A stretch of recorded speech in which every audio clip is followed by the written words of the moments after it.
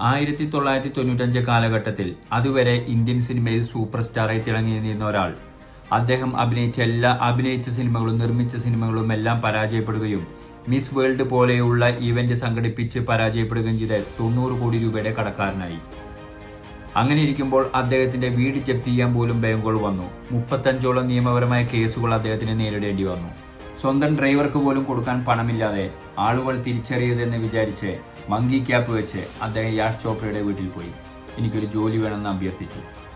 അത്രയും കൂട്ടുകാരനായ യാഷ് ചോപ്ര ഒരു blank cheque എഴുതിയിട്ട് കൊടുത്തു. അദ്ദേഹം നിരസിച്ചിട്ട് പറഞ്ഞു, എനിക്ക് ജോലിയാണ് വേണ്ടതെന്ന് പറഞ്ഞു. യാഷ് ചോപ്ര അദ്ദേഹത്തിന്റെ മകനായ ആദിത്യ ചോപ്രയുടെ അടുത്ത പടത്തിൽ ഒരു പ്രധാന വേഷം നിർദ്ദേശിക്കുകയും ആ പടം വമ്പൻ ഹിറ്റാവുകയും ചെയ്തു. ഷാരൂഖ് ഖാനാണ് നായകൻ. പടത്തിന്റെ പേര് മോഹബത്തെ.